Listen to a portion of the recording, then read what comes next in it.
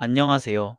오늘 사연 시청자 여러분, 오늘은 손자 보고 싶다며 친정엄마가 피땀 흘려 지어 보낸 한약을 변기통에 싹 버려버린 시어머니, 그걸 두 눈으로 지켜본 며느리의 이야기 지금 시작하겠습니다.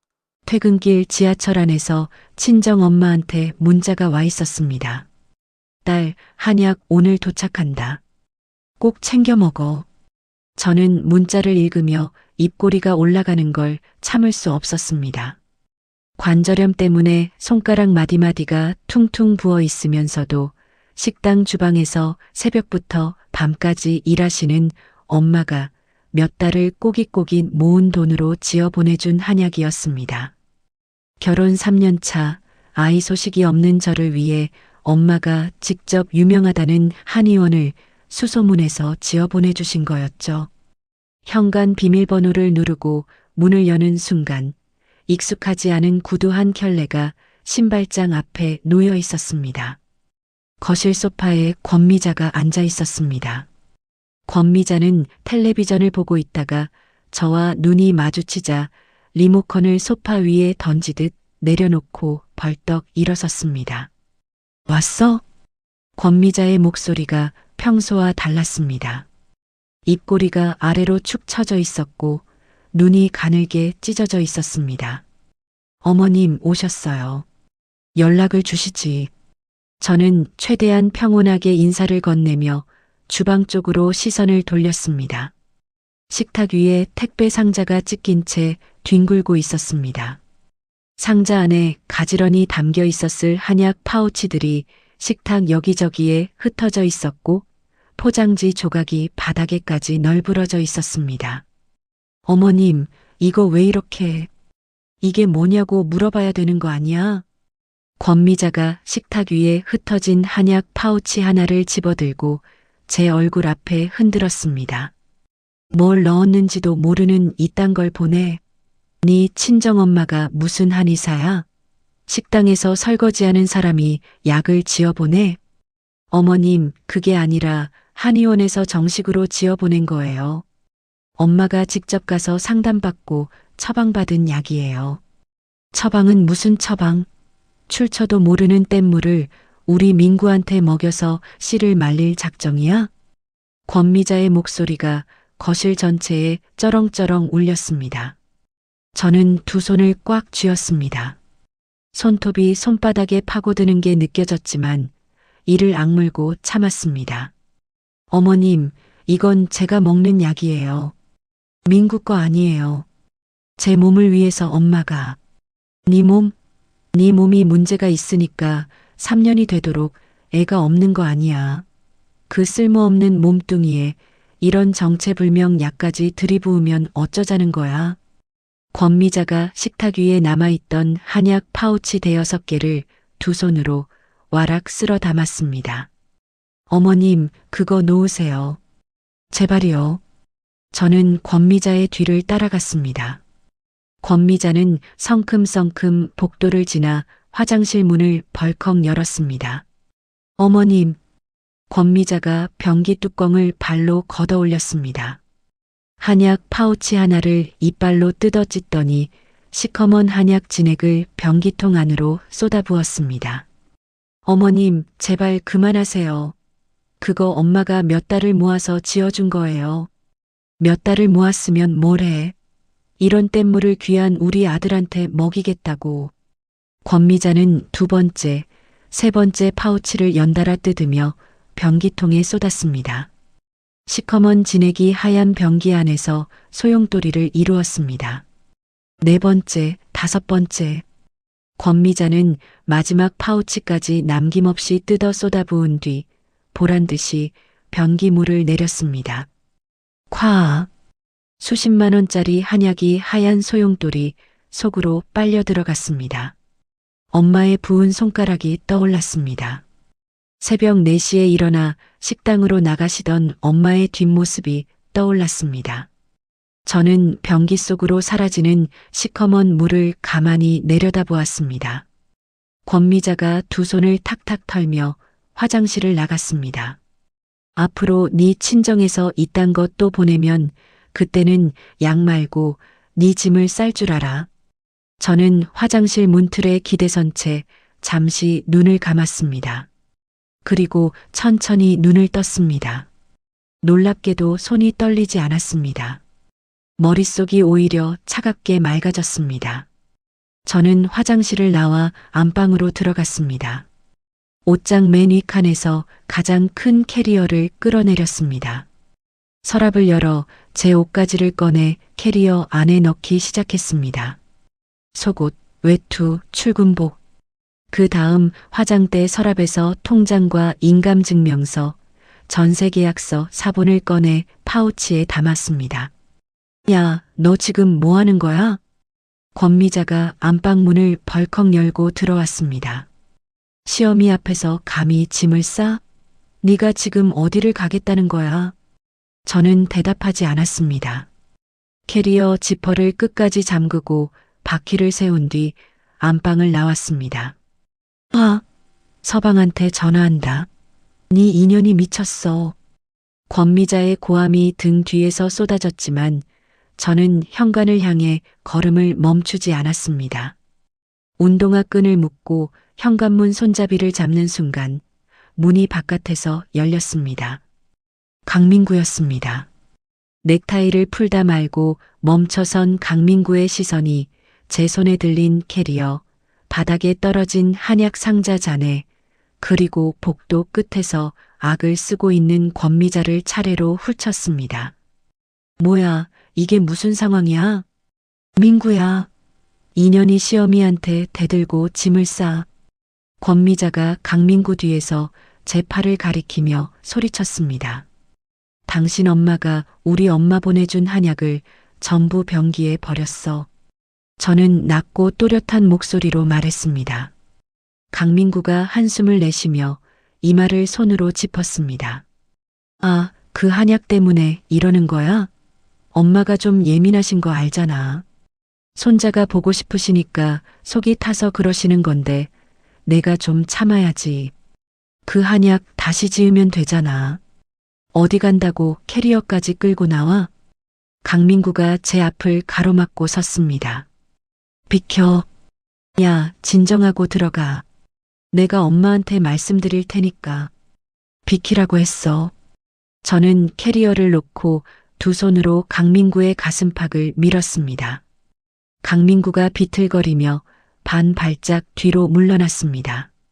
저는 그 틈을 놓치지 않고 캐리어를 끌며 현관문을 빠져나갔습니다. 쾅! 현관문이 닫히는 소리가 복도에 울렸습니다. 뒤에서 강민구가 제 이름을 부르는 소리가 들렸지만 저는 엘리베이터 버튼을 눌렀습니다. 엘리베이터 문이 열리고 저는 캐리어를 끌고 안으로 들어갔습니다. 1층에 내려서자마자 도로변으로 나가 손을 들어 택시를 잡았습니다. 캐리어를 트렁크에 싣고 뒷좌석에 올라타며 기사님께 친정 주소를 불렀습니다. 택시가 출발하고 아파트 단지가 뒤로 멀어졌습니다. 저는 핸드백에서 휴대폰을 꺼내 친정 엄마가 보낸 문자를 다시 열었습니다. 딸, 한약 오늘 도착한다. 꼭 챙겨 먹어. 저는 휴대폰을 가슴에 꼭 안고 차창 밖을 바라보았습니다. 시댁에 묶여있는 제 돈, 1원까지 전부 되찾아오겠다고 조용히 다짐했습니다. 택시가 시내를 빠져나가 친정 방향으로 접어들 무렵 휴대폰이 울렸습니다. 화면에 시어머니라는 글자가 떠 있었습니다. 저는 전화를 받기 전에 먼저 통화 녹음 기능을 켰습니다. 녹음 버튼이 빨갛게 깜빡이는 걸 확인한 뒤 수화기를 귀에 가져다 댔습니다. 여보세요. 야, 너 지금 당장 안 돌아와? 권미자의 목소리가 수화기 너머로 쏟아졌습니다. 시어미 앞에서 짐 싸들고 나간 며느리가 어디 있어? 당장 돌아와서 무릎 꿇고 빌어. 안 그러면 이혼이야, 이혼. 어머님, 제가 뭘 잘못했는데요? 잘못은 싸구려 한약 몇 봉지 버린 게 대수라고 이 난리야. 네 친정엄마가 설거지하다 주워온 약초로 끓인 그런 뗏물을 누가 먹어? 저는 이를 꽉 물었습니다. 턱 근육이 딱딱하게 굳는 게 느껴졌지만 목소리는 평온하게 유지했습니다. 어머님 말씀 잘 들었습니다. 저는 그 한마디만 남기고 전화를 끊었습니다. 녹음 파일이 저장된 것을 확인하고 휴대폰을 무릎 위에 내려놓았습니다. 그때 문자 알림이 떴습니다. 강민구였습니다. 내가 먼저 엄마한테 사과 안 하면 현관문 비밀번호 바꿀 거야. 짐도 못 가지러 와. 저는 문자 화면을 캡처했습니다. 날짜와 시간, 발신자 이름이 또렷하게 찍힌 캡처본을 확인하고 저는 휴대폰을 핸드백 안에 넣었습니다. 택시가 친정집 앞 골목에 멈춰 섰습니다. 트렁크에서 캐리어를 내리고 요금을 계산한 뒤 익숙한 대문 앞에 섰습니다. 초인종을 누르자 곧 안에서 발소리가 들렸습니다. 누구세요? 엄마 목소리였습니다. 엄마 나야. 대문이 열리고 엄마가 고개를 내밀었습니다.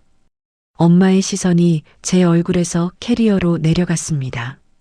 부은 손가락으로 앞치마를 움켜쥔 엄마의 얼굴이 순식간에 하얗게 질렸습니다. 얘야, 이게 무슨 일이야? 왜 짐을 들고 온 거야? 안에서 얘기할게요. 거실로 들어서자 아버지가 소파에서 신문을 읽고 계셨습니다. 안경 너머로 저를 본 아버지가 신문을 접으며 천천히 일어섰습니다. 아버지, 드릴 말씀이 있어요. 저는 소파 맞은편에 앉아 캐리어를 옆에 세워두고 오늘 있었던 일을 처음부터 말씀드렸습니다. 퇴근하고 돌아가니 시어머니가 와 계셨던 것, 식탁 위에 찢긴 택배 상자, 그리고 한약 파우치를 하나하나 뜯어 변기통에 쏟아부은 것까지 엄마가 두 손으로 가슴을 쳤습니다. 그 약을 변기에 버렸다고? 엄마의 눈에서 눈물이 뚝뚝 떨어졌습니다. 엄마는 앞치마 자락으로 얼굴을 감싸 쥐고 고개를 숙였습니다. 내가 얼마나 공들여 지은 약인데 4개월을 모았어. 새벽마다 손이 안 펴져도 꾹꾹 참고 일한 돈으로 지은 건데 그걸 변기통에. 엄마의 어깨가 들썩들썩 흔들렸습니다. 저는 엄마 옆으로 가서 등을 쓸어드렸습니다. 제 눈시울도 뜨거웠지만 이를 악물고 참았습니다. 아버지는 한마디도 하지 않고 가만히 앉아 계셨습니다. 신문을 쥐고 있던 손가락 끝이 하얗게 변할 만큼 힘이 들어가 있었고 입술을 꽉 다문 아버지의 턱 근육이 돌덩이처럼 단단하게 굳어 있었습니다. 아버지, 이것도 들어보세요. 저는 휴대폰을 꺼내 권미자의 통화 녹음 파일을 재생했습니다. 싸구려 한약 몇 봉지 버린 게 대수라고 이 난리야. 네 친정엄마가 설거지하다 주워온 약초로 끓인 그런 뗏물을 누가 먹어. 권미자의 날카로운 목소리가 조용한 거실에 울려 퍼졌습니다. 녹음이 끝나고 저는 강민구의 문자 캡처 화면을 아버지 앞에 내밀었습니다. 민구 문자예요. 사과 안 하면 비밀번호 바꾸겠대요. 아버지가 안경을 벗었습니다. 안경다리를 접어 탁자 위에 내려놓은 아버지의 손이 미세하게 떨리고 있었습니다. 하지만 아버지의 목소리는 낮고 단단했습니다. 내일 아침 일찍 나가자. 아버지, 서류와 돈으로 확실하게 끝내자. 감정으로 싸우면 진다. 증거는 내가 다 가지고 있고 법은 우리 편이야. 아버지가 자리에서 일어나 서재로 들어가셨습니다. 법무사 사무장으로 30년을 일하신 아버지의 뒷모습은 흔들림이 없었습니다. 그날 밤 저는 어린 시절 쓰던 방에 누워 천장을 바라보았습니다. 강민구에게서 문자가 계속 왔습니다. 언제 들어올 거야? 엄마가 속상해 하시잖아. 장난하지 말고 빨리 와. 저는 문자를 하나하나 읽고 캡처만 한 뒤 답장을 보내지 않았습니다. 다음 날 아침 8시 저는 아버지와 나란히 서초동으로 향했습니다. 아버지가 미리 연락해둔 변호사 사무실이었습니다. 앉으세요. 변호사가 자리를 권하고 저는 준비해 온 것들을 하나씩 테이블 위에 올려놓았습니다. 권미자의 폭언이 담긴 통화 녹음 파일, 강민구의 협박성 문자 캡처본, 그리고 전세 계약서 사본까지. 변호사가 녹음 파일을 처음부터 끝까지 듣고 문자 화면을 꼼꼼히 살펴본 뒤 고개를 끄덕였습니다. 이 녹음이면 충분합니다. 시어머니의 폭언 자체가 혼인을 지속하기 어려운 사유가 되고 남편이 제지하기는커녕 오히려 동조한 정황까지 있으니까요.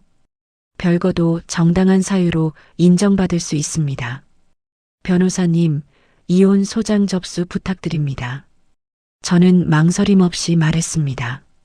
그리고 하나 더 부탁드릴 게 있습니다. 저는 아버지를 한번 바라본 뒤 다시 변호사를 향해 입을 열었습니다. 지금 살고 있는 신혼집 전세가 딱 한 달 뒤에 만기예요. 전세금 전액 돌려받는 것하고 시어머니 식당 보증금으로 빌려준 제 돈을 회수하는 것까지 같이 진행해 주세요. 변호사가 메모를 하며 고개를 끄덕였습니다. 아버지가 옆에서 두 팔짱을 끼고 묵묵히 앉아 계셨습니다. 아버지의 굳은 표정 속에서 저는 흔들리지 않는 단단한 벽 같은 것을 느꼈습니다. 변호사 사무실을 나서며 저는 아버지의 팔을 잡았습니다. 아버지, 고마워요. 고마울 거 없다. 내 돈 내가 찾는 거야. 아버지가 짧게 말씀하시고 앞서 걸으셨습니다. 변호사 사무실을 나온 뒤 저는 아버지와 함께 근처 커피숍에 들어가 자리를 잡았습니다. 테이블 위에 서류 봉투를 올려놓고 저는 아버지에게 하나씩 꺼내 보여드렸습니다. 아버지, 지금 신혼집 전세금 3억 원은 전액 제 이름으로 계약되어 있어요. 2억은 제가 결혼 전에 모아둔 돈이고 1억은 아버지랑 엄마가 보태주신 거예요. 민구놈은 한 푼도 안 넣었다는 거지? 네. 전세 계약서 명의도 제 이름이에요. 저는 계약서 사본을 펼쳐 아버지 앞에 밀었습니다. 아버지가 안경을 쓰고 계약서를 한 줄 한 줄 짚어 읽으셨습니다. 이건요. 저는 두 번째 서류를 꺼냈습니다. 접혀서 모서리가 다른 종이 한 장이었습니다. 시어머니가 2년 전에 식당 차릴 때 보증금이 모자라다고 하셔서 5천만 원을 빌려드렸어요. 그때 혹시 몰라서 차용증을 써달라고 했더니 시어머니가 며느리가 시어미를 못 믿냐고 길길이 뛰셨는데 제가 끝까지 우겨서 도장까지 받아뒀어요. 차용증에는 권미자의 이름과 도장, 빌린 금액 5천만 원, 날짜가 또렷하게 적혀 있었습니다. 그리고 이건 제 통장에서 권미자 계좌로 5천만 원이 이체된 내역서예요. 아버지가 차용증과 이체 내역서를 나란히 놓고 번갈아 보셨습니다. 아버지의 입꼬리가 한쪽으로 실끈 올라갔습니다. 그놈이 제 돈 한 푼 없이 처갓집 돈으로 살림을 차리고 제 엄마한테 행패를 부렸단 말이지. 아버지가 커피잔을 내려놓으며 낮은 목소리로 말씀하셨습니다. 잔을 내려놓는 손에 힘이 들어가 커피가 찰랑 넘칠 뻔했습니다. 아버지, 전세 만기가 딱 한 달 남았어요. 알았다. 오늘 중으로 다 처리한다. 아버지는 곧바로 휴대폰을 꺼내 전세집 부동산 중개인에게 전화를 걸었습니다. 나 전세 계약건으로 전화했소. 임차인 딸 아버지요. 다음 달 만기인데 계약 연장 안 합니다. 보증금 전액 반환 받겠소. 전화를 끊은 아버지가 이어서 집주인에게도 직접 연락을 넣었습니다. 전세 계약을 절대 연장하지 않겠다는 뜻을 분명히 전하고 우체국을 통해 정식으로 서면 통지를 보내겠다고 말씀하셨습니다. 다음은 이거다. 아버지가 차용증을 집어들었습니다. 권미자가 빌려간 5천만 원, 2년이 넘도록 이자는커녕 원금 한 푼도 안 갚았지? 네. 갚겠다는 말도 한 번 없었어요. 좋아. 이 차용증이면 법원에 권미자 식당 보증금을 못 빼가게 묶어버릴 수 있어. 아버지가 서류를 봉투에 다시 넣으며 말씀하셨습니다. 법무사 사무장으로 수십 년을 일하신 아버지에게 이런 서류 작업은 손에 익은 일이었습니다.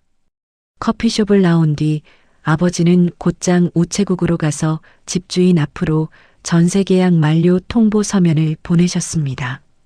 저는 아버지 옆에 서서 아버지가 서류를 작성하고 접수하는 모습을 지켜보았습니다. 아버지의 손은 빠르고 정확했습니다. 우체국을 나와 아버지는 바로 법원으로 향하셨습니다. 권미자가 갚지 않은 5천만 원 차용증을 근거로 권미자의 식당 보증금을 묶어버리는 신청서를 접수하셨습니다. 이게 접수되면 권미자는 식당 보증금을 함부로 빼지 못한다. 건물주도 권미자한테 보증금을 돌려줄 수 없어. 아버지가 법원 계단을 내려오며 담담하게 말씀하셨습니다. 며칠 안에 법원 결정이 나올 거다. 그때 권미자 식당으로 통지서가 갈 거야. 저는 고개를 끄덕이며 아버지와 나란히 걸었습니다. 전세금 3억 원의 반환 통보, 식당 보증금 5천만 원을 묶는 법원 신청까지 하루 만에 2개의 올가미가 시댁 모자의 목에 걸렸습니다. 그날 저녁 친정집으로 돌아온 저는 방에 들어가 캐리어를 열었습니다. 옷가지 사이에 끼워 가져온 우편물 뭉치를 꺼냈습니다. 가출하기 직전 강민구의 서재 서랍에서 몰래 빼내온 것들이었습니다. 저는 우편물을 하나씩 펼쳐 침대 위에 늘어놓았습니다. 제2금융권에서 날아온 대출 독촉장이 3통이었습니다. 연체 금액이 빨간 글씨로 찍혀 있었습니다. 그 옆에는 유흥업소 이름이 적힌 카드 결제 명세서가 4장 있었습니다.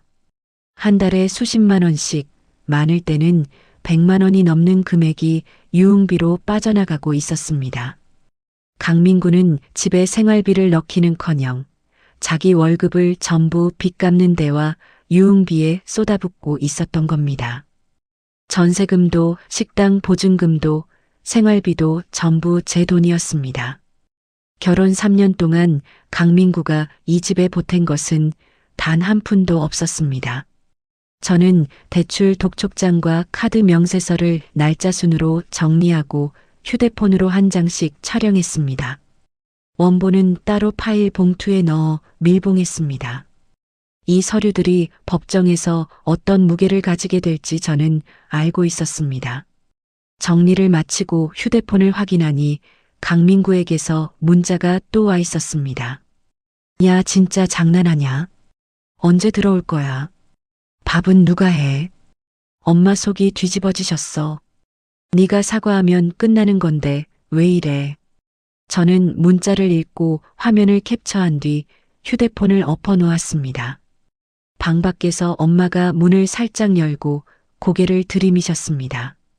밥 먹자, 얘야. 네, 엄마. 나갈게요.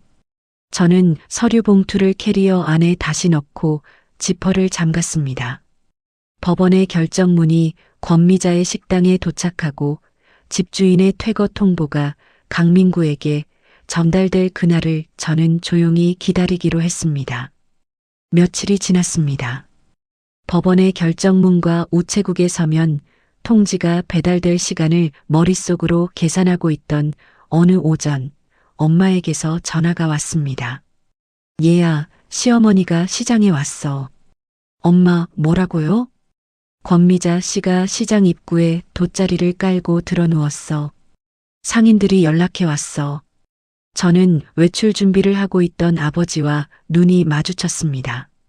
아버지에게 상황을 전하자 아버지가 현관문 쪽으로 성큼 걸으셨습니다. 가보자. 택시를 타고 시장 근처에 도착했을 때 시장 어귀에 사람들이 웅성웅성 모여 있는 게 보였습니다. 사람들 사이로 비집고 들어가자 권미자가 바닥에 깔아놓은 돗자리 위에 대자로 드러누워 있었습니다. 아이고, 아이고. 이 독한 며느리가 늙은 시어미를 버리고 도망을 갔어. 아이고, 내 팔자야. 권미자가 가슴을 치며 곡소리를 냈습니다. 머리카락이 헝클어져 있었고 눈두덩이가 벌겋게 부어 있었습니다. 지나가던 행인들이 발걸음을 멈추고 구경했습니다. 저 사람 누구야? 며느리한테 쫓겨났나 봐. 수군거리는 소리가 들렸습니다. 권미자가 목청을 더 높였습니다. 사돈이 보내준 약 좀 치웠다고 며느리가 집을 나가버렸어. 세상에 이런 불효막심한 며느리가 어디 있어. 그때 시장 안쪽에서 생선 장사를 하는 아주머니 한 분이 앞치마를 두른 채 성큼 걸어 나왔습니다. 이 아주머니는 엄마와 오래전부터 같은 시장에서 일하며 친하게 지내온 사이였습니다. 어머, 저 사람이 그 시어머니야? 아주머니가 권미자를 위해서 내려다보며 허리에 손을 얹었습니다. 약을 치우긴 뭘 치워. 며느리 친정엄마가 관절염에 손가락도 못 펴면서 4개월을 모아서 지어보낸 한약을 변기통에 싹 쏟아버렸다며. 권미자의 곡소리가 뚝 멈췄습니다. 권미자가 눈을 크게 뜨고 아주머니를 올려다보았습니다. 그게 아니라. 뭐가 아니야. 며느리 친정 돈으로 식당 차려놓고 사장님 행세하더니 이제 시장에까지 와서 행패야? 옆에서 반찬 가게를 하는 아주머니도 팔짱을 끼고 다가왔습니다. 맞아, 나도 다 들었어. 며느리 돈으로 전셋집 살고 며느리 돈으로 식당 보증금 냈으면서 은혜를 모르는 것도 모자라 귀한 약을 변기에 버려? 체면도 없지. 그러고도 여기 와서 며느리 욕을 해? 상인들이 하나둘 모여들며 권미자를 향해 손가락질을 했습니다. 엄마가 이 시장에서 얼마나 성실하고 고되게 일해왔는지 상인들은 모두 알고 있었습니다. 엄마의 부은 손가락으로 주방 일을 하는 모습을 매일 지켜봐 온 사람들이었습니다. 며칠 전 엄마가 눈물을 흘리며 한약이 버려진 이야기를 꺼냈을 때 시장 상인들 사이에 그 소문은 이미 퍼질 대로 퍼져 있었던 겁니다. 어디서 돗자리 깔고 징징이야. 창피한 줄 알아. 생선 가게 아주머니가 권미자의 돗자리 끝을 발로 걷어찼습니다. 권미자의 얼굴이 시뻘겋게 달아올랐습니다. 바닥에 누워있던 권미자가 허겁지겁 몸을 일으켰습니다. 돗자리를 아무렇게나 말아 겨드랑이에 끼고 고개를 푹 숙인 채 시장 밖으로 종종 걸음을 쳤습니다. 상인들의 삿대질과 핀잔이 권미자의 등 뒤로 쏟아졌습니다. 쯧쯧, 저런 시어머니한테 시집간 며느리가 불쌍하지. 저는 시장 골목 끝으로 사라지는 권미자의 뒷모습을 가만히 바라보았습니다. 아버지가 제 옆에 서서 팔짱을 끼고 같은 방향을 보고 계셨습니다. 아버지, 내용 증명이랑 법원 결정문은 오늘이나 내일쯤 도착하겠죠? 그래. 이제 시작이다. 아버지가 짧게 대답하셨습니다. 그날 오후였습니다. 강민구에게서 전화가 왔습니다. 저는 전화를 받지 않았습니다. 수신 차단 버튼을 눌러 강민구의 번호를 차단 목록에 넣었습니다. 그리고 얼마 뒤 강민구에게서 온 마지막 문자 한 통이 차단 직전에 도착해 있었습니다. 집주인한테 나가라는 서류가 왔는데 이게 뭐야? 너 이거 알고 있었어? 전화 좀 받아. 저는 그 문자를 캡처하고 휴대폰을 내려놓았습니다. 같은 시각 권미자의 식당에서도 일이 벌어지고 있었습니다. 나중에 전해 들은 이야기입니다. 점심 장사가 한창이던 시간 식당 문을 열고 들어온 우체부가 권미자에게 등기 우편 한 통을 건넸습니다. 법원 도장이 찍힌 두꺼운 봉투였습니다. 권미자가 봉투를 뜯고 안에 든 서류를 읽었습니다. 식당 보증금 5천만 원에 대한 법원의 결정문이었습니다. 빌려간 돈을 갚을 때까지 보증금을 함부로 뺄 수 없도록 묶어놓는 결정이었습니다. 권미자의 다리에서 힘이 빠졌습니다. 서류를 쥔 채 주방 바닥에 털썩 주저앉았습니다. 점심 손님들이 무슨 일이냐며 고개를 돌렸습니다. 그때 권미자의 휴대폰이 울렸습니다. 식당이 있는 건물 주인이었습니다. 권 사장, 법원에서 서류가 나한테도 왔는데 보증금이 묶였다며?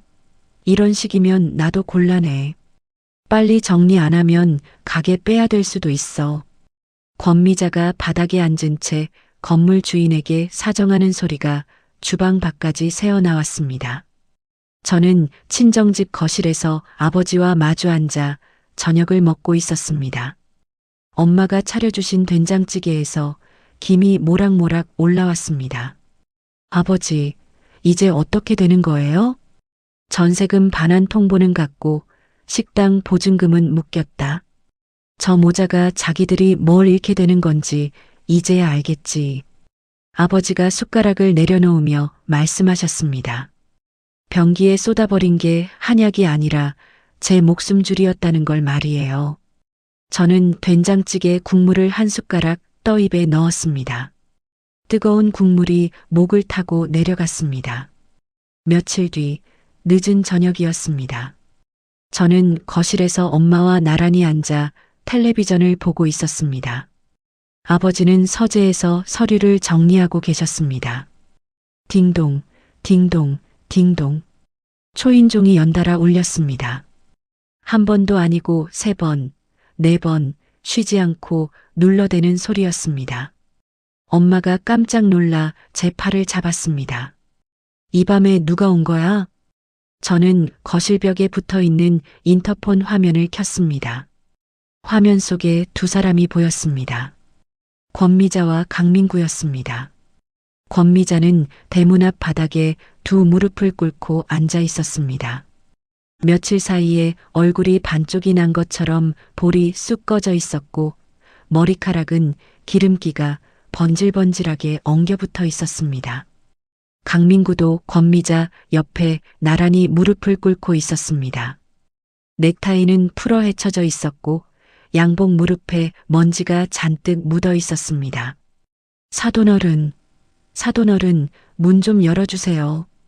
권미자가 대문을 2 주먹으로 두드리며 울먹였습니다. 제가 잘못했어요. 한 번만 봐주세요. 사돈어른. 쿵쿵쿵 대문 두드리는 소리가 집안까지 울렸습니다. 서재에서 나온 아버지가 인터폰 화면을 한번 들여다보고 턱을 굳게 다물었습니다. 아버지, 제가 나갈게요. 아니다. 내가 나간다. 아버지가 현관에서 신발을 신고 대문 쪽으로 걸어 나가셨습니다. 저는 아버지 뒤를 따랐습니다. 아버지가 대문을 활짝 열었습니다. 대문 앞에 무릎 꿇고 있던 권미자와 강민구가 고개를 번쩍 들었습니다. 권미자의 눈이 퉁퉁 부어 있었고 콧물이 입가까지 흘러내려 있었습니다. 사돈어른. 권미자가 바닥에 이마를 박듯 엎드렸습니다. 제가 미쳤었어요. 제가 정신이 나가서 그 귀한 한약을 버렸어요. 제발 한 번만 용서해 주세요. 식당 보증금만 풀어주시면 무슨 짓이든 할게요. 아버지가 대문 앞에 우뚝 서서 권미자를 내려다보았습니다.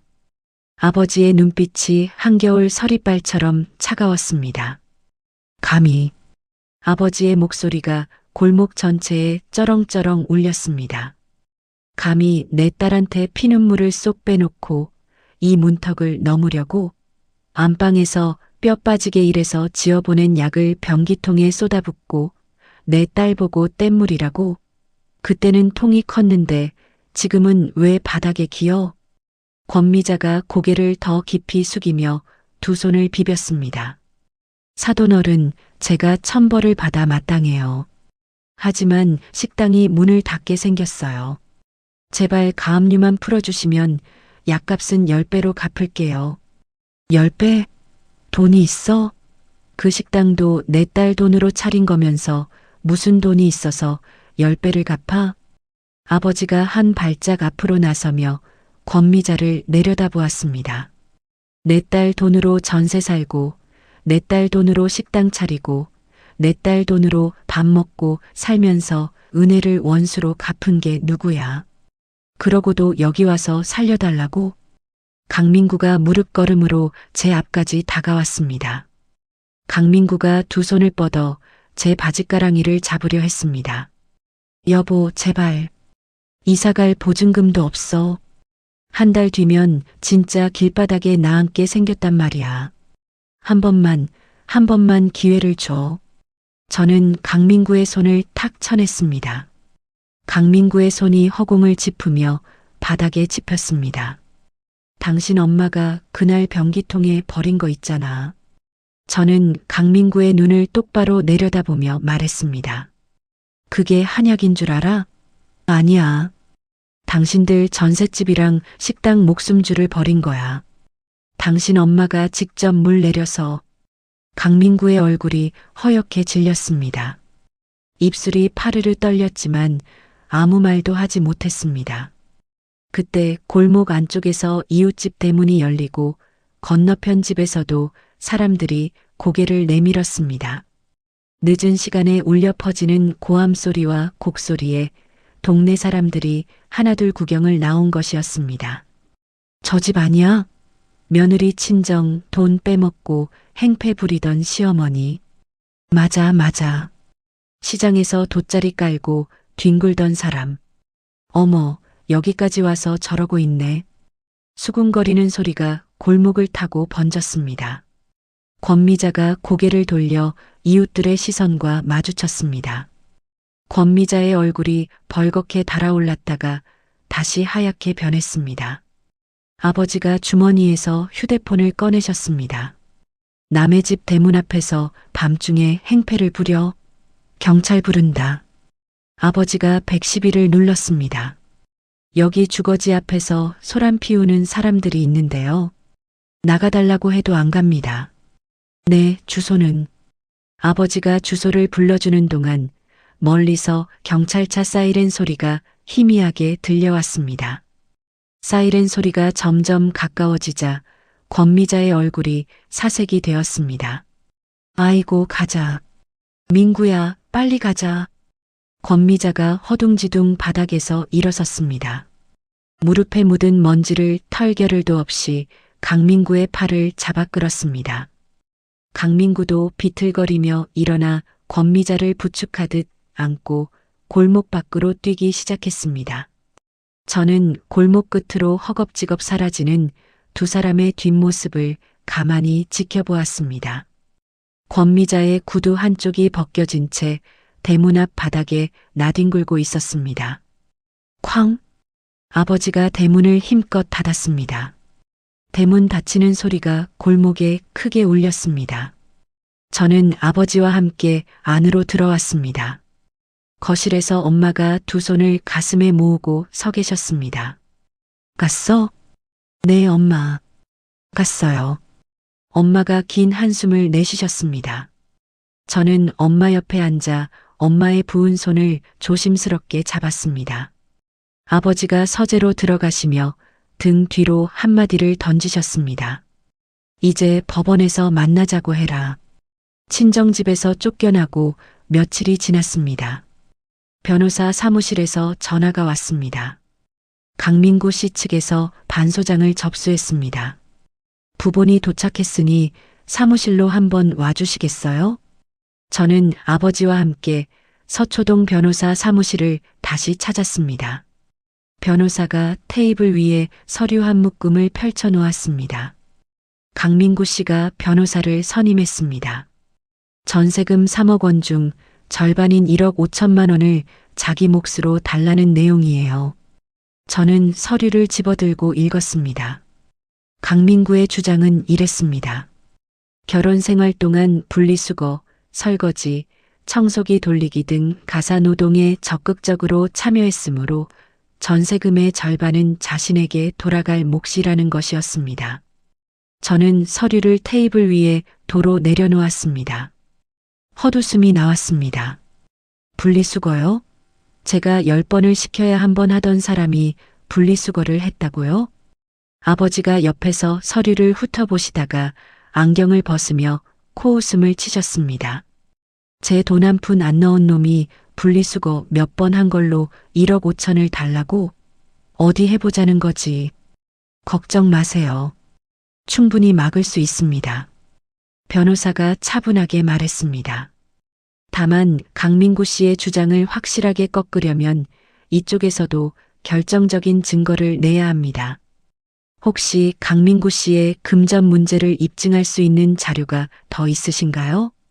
저는 핸드백에서 파일 봉투를 꺼내 테이블 위에 올려놓았습니다. 봉투를 열어 안에 든 서류들을 하나씩 꺼냈습니다. 이건 강민구 앞으로 온 대출 독촉장이에요. 3건이요. 연체된 금액이 여기 빨간 글씨로 찍혀 있습니다. 변호사가 독촉장을 받아들고 금액을 확인했습니다. 그리고 이건 카드 결제 명세서예요. 유흥업소에서 쓴 내역이 넉 달치 있습니다. 한 달에 적게는 50만 원, 많을 때는 100만 원이 넘어요. 변호사의 눈이 명세서 위를 빠르게 훑었습니다.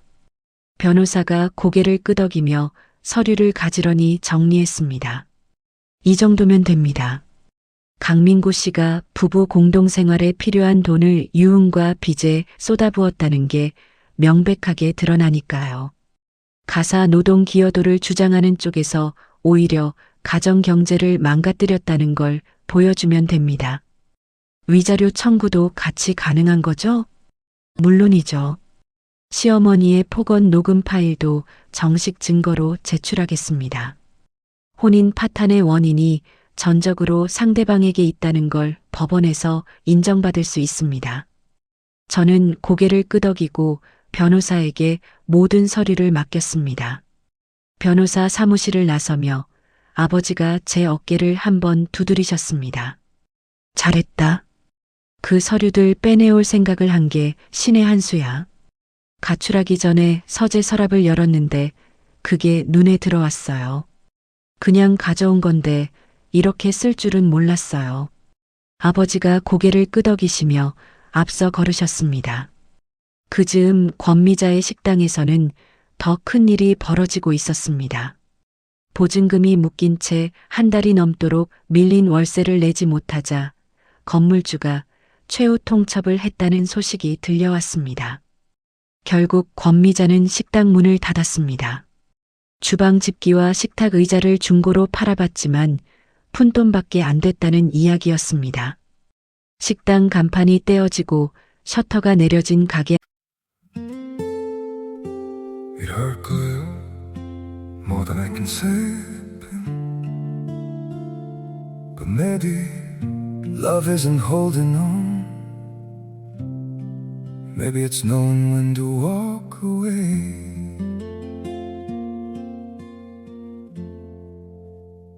We try to hold what we're slipping through Like sand running from our hands Every promise started losing shape We couldn't be what we once planned Your eyes would look right through mine Like you were already gone We stayed too long in a fading light Trying to prove we still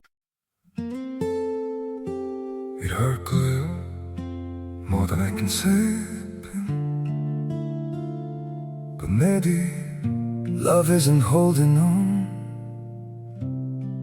Maybe it's knowing when to walk away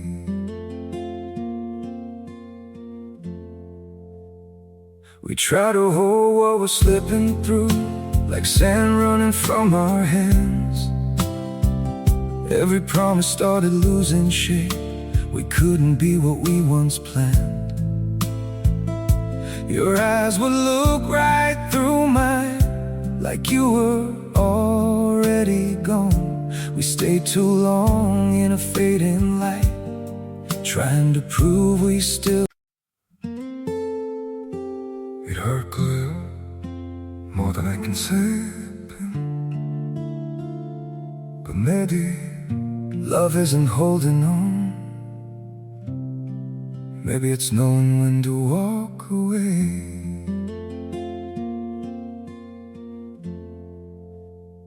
We try to hold what we're slipping through Like sand running from our hands Every promise started losing shape We couldn't be what we once planned Your eyes would look right through mine, like you were already gone. We stayed too long in a fading light, trying to prove we still.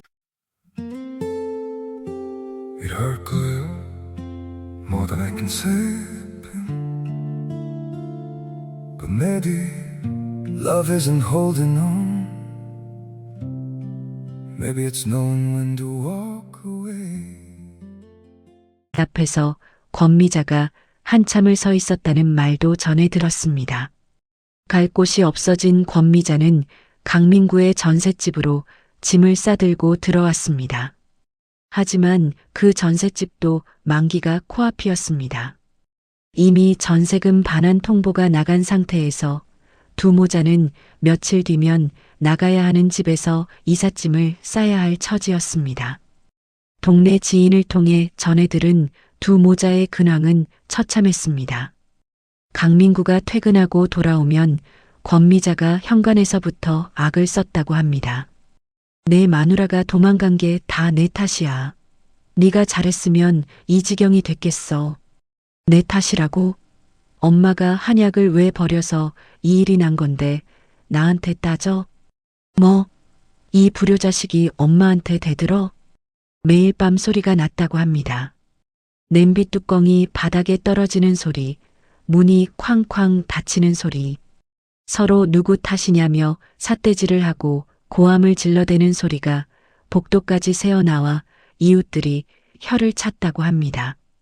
저는 그 소식을 듣고도 마음이 흔들리지 않았습니다. 거실에서 엄마가 끓여주신 보리차를 마시며 휴대폰을 확인했습니다. 강민구의 번호는 이미 차단한 지 오래였습니다. 차단 목록에 쌓인 부재중 전화 기록만 26건이었습니다. 재판 날짜 잡혔다. 서재에서 나온 아버지가 달력을 가리키며 말씀하셨습니다. 3주 뒤야.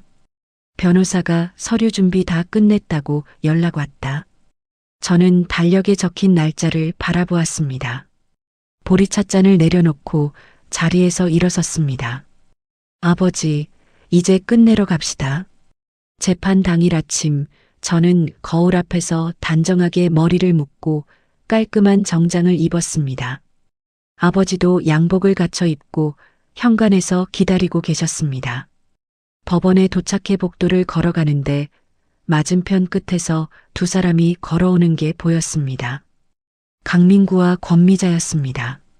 며칠 사이 강민구의 광대뼈가 도드라질 만큼 볼이 꺼져 있었고 양복 어깨 부분이 헐렁하게 떠 있었습니다.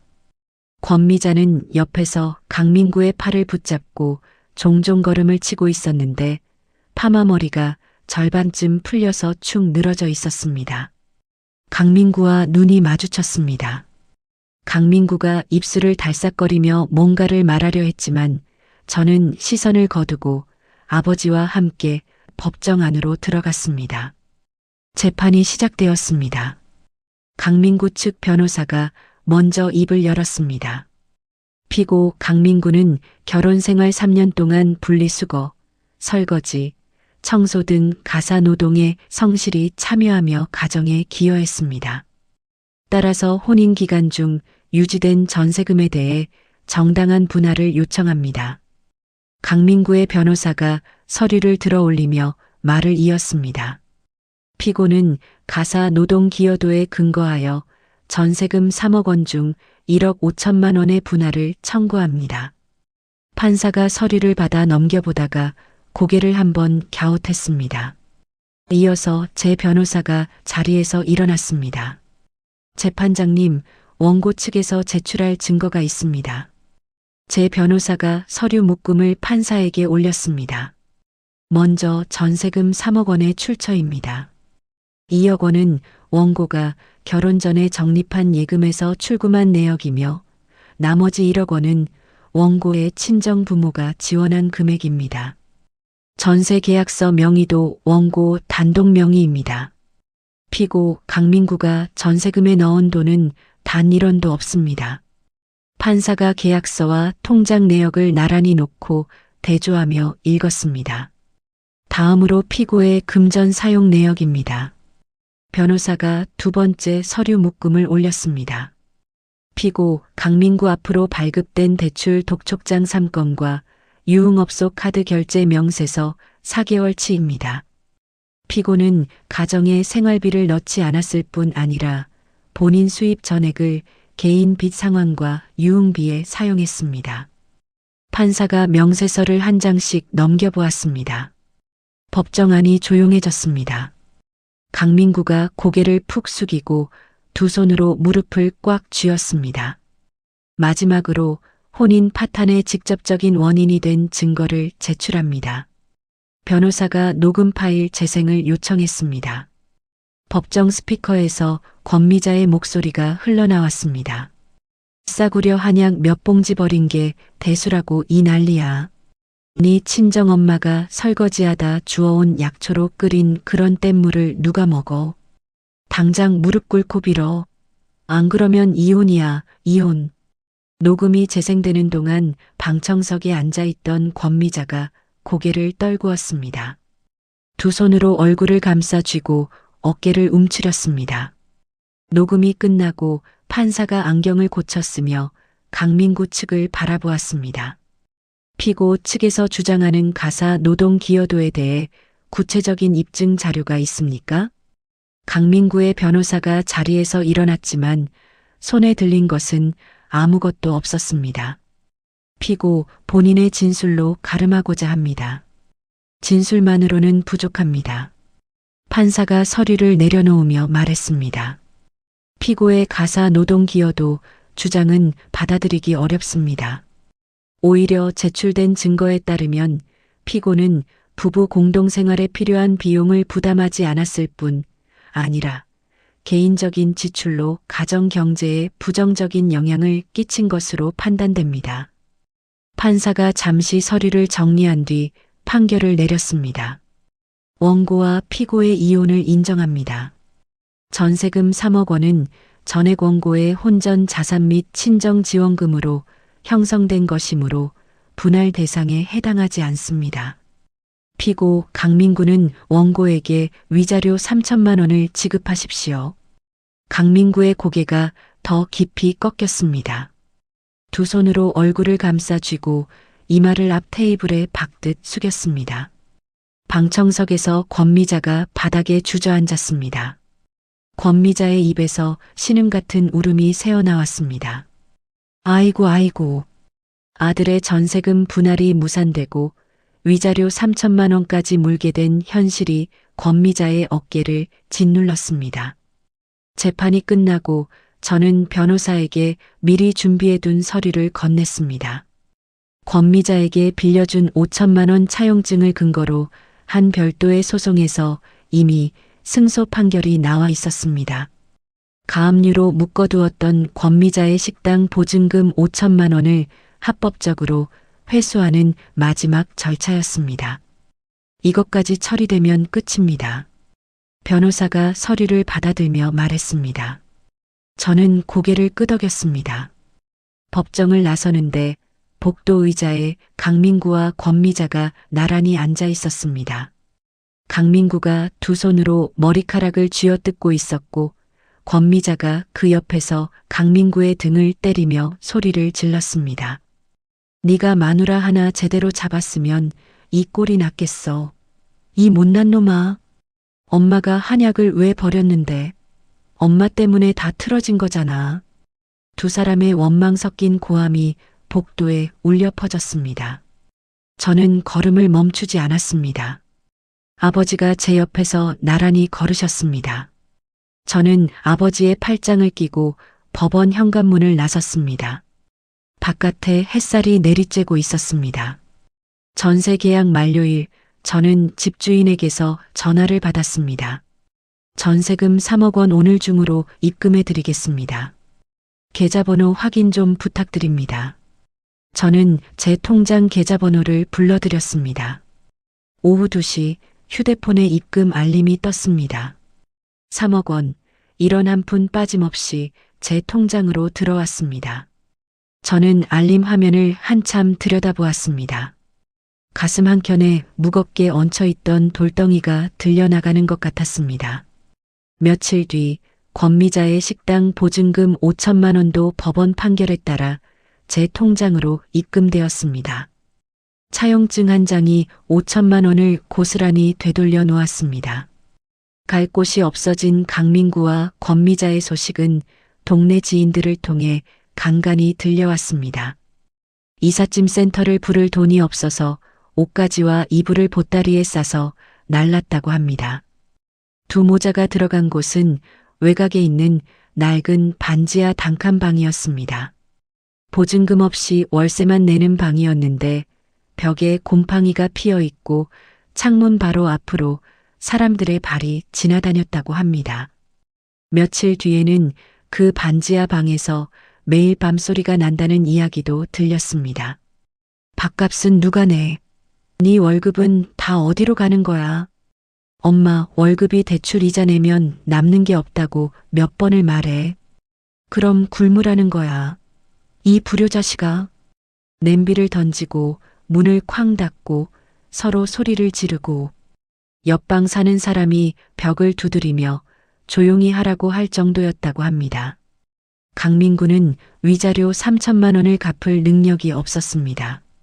결국 강민구가 타고 다니던 오래된 중고차가 강제로 넘어갔습니다. 차까지 빼앗기고 나서 강민구의 이름은 빚을 갚을 수 없는 사람 목록에 올라갔다는 소식이었습니다. 저는 그 소식들을 듣고 고개를 한번 끄덕이고는 더 이상 묻지 않았습니다. 그 사람들의 이야기는 이제 제 이야기가 아니었습니다. 전세금을 돌려받고 2주 뒤 저는 부동산을 돌아다니며 집을 보기 시작했습니다. 세 번째로 찾아간 아파트에서 발걸음을 멈추었습니다. 남향으로 난 큰 창문으로 오후 햇살이 쏟아져 들어오는 소형 아파트였습니다. 신축이라 벽지도 마룻바닥도 깨끗했고 거실에 서면 멀리 산등성이가 보였습니다. 저는 그 자리에서 계약을 했습니다. 제 이름으로, 제 돈으로 오롯이 제 집을. 이사를 마친 날 빈 거실 한가운데 서서 창문으로 들어오는 햇살을 한참 맞았습니다. 아무도 삿대질을 하지 않는 집이었습니다. 아무도 소리를 지르지 않는 집이었습니다. 햇살이 맨발 위로 따뜻하게 내려앉았습니다. 직장에서도 달라졌습니다. 이혼 절차를 마무리한 뒤 머릿속을 짓누르던 무게가 사라지자 업무에 온전히 집중할 수 있었습니다. 야근도 마다하지 않았고 밀린 프로젝트를 하나씩 끝내 나갔습니다. 연말 인사평가에서 우수한 성과를 인정받아 승진이 확정되었습니다. 팀장이 축하한다며 악수를 건넬 때 저는 담담하게 고맙다고 인사했습니다.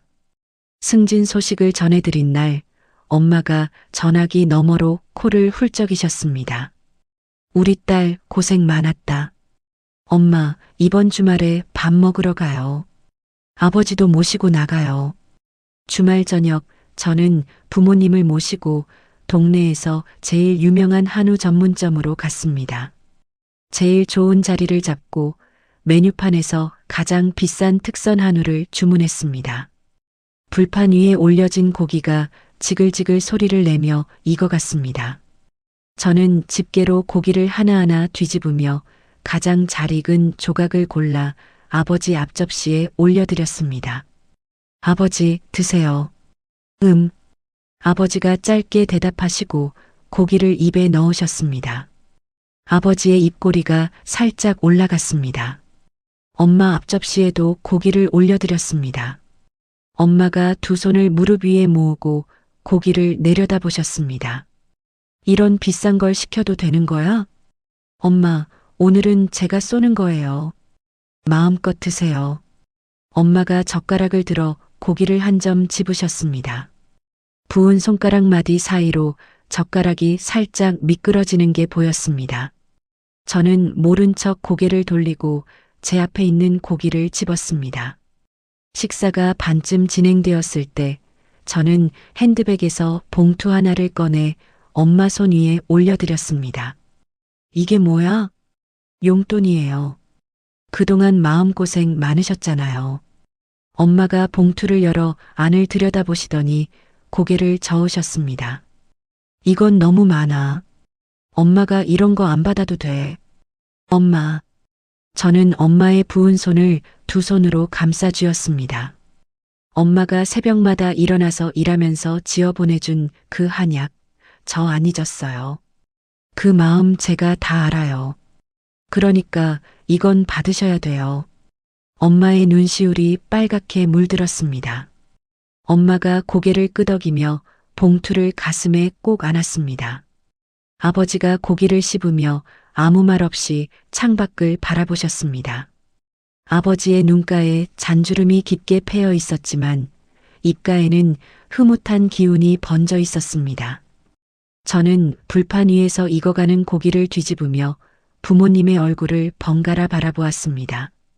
엄마의 얼굴에 환한 웃음이 번졌습니다. 아버지도 고기를 한 점 더 집으시며 고개를 끄덕이셨습니다. 지글지글 고기 굽는 소리가 따뜻한 저녁을 채웠습니다. 저는 젓가락을 내려놓고 두 분의 얼굴을 가만히 바라보았습니다. 이 자리가, 이 사람들이 제가 지켜낸 전부였습니다. 자, 여기까지가 오늘의 사연이었습니다. 변기통에 한약을 쏟아부을 때 그렇게 기세등등하던 권미자는 결국 어떻게 됐습니까? 식당 문 닫고 전셋집 빼앗기고 아들이랑 곰팡이 핀 반지하 단칸방에서 매일 밤 냄비를 던지며 싸우고 있더라고요. 며느리 돈으로 누리던 모든 게 한순간에 사라진 겁니다. 본인이 직접 변기 물을 내려서요. 시청자 여러분은 어떻게 생각하시나요? 이 며느리가 되찾은 게 과연 3억 원짜리 전세금이랑 5천만 원짜리 보증금 뿐이었을까요? 저는 아니라고 봅니다. 시어머니한테 뗏물이라고 모욕당하고 남편한테는 네가 참아야지 소리 듣고 켜켜이 쌓인 서름을 꾹꾹 눌러 삼키며 살았던 세월이 있었잖아요. 그 시간 속에서 점점 작아지던 자기 자신을 이 며느리는 되찾은 겁니다. 돈을 회수한 게 아니라 짓밟혔던 자존심을, 사람 구실도 못한다고 무시당했던 그 존엄을 자기 손으로 되찾은 거였죠. 살다 보면 참아야 할 것도 있고 넘겨야 할 것도 있습니다. 그런데 참는 것과 짓밟히는 건 다른 겁니다. 누군가 내 소중한 사람의 정성을 변기통에 버릴 때 그건 더 이상 참을 일이 아니라 싸워야 할 일이더라고요. 오늘 이 사연이 여러분 가슴 속에 작은 용기 하나쯤 남겨드렸으면 좋겠습니다. 오늘 사연이 시원하셨다면 구독과 좋아요 꾹 눌러주시고요. 이야기를 끝까지 들어주신 분이 계시다면 잘 들었다고 댓글 하나만 남겨주세요. 감사합니다.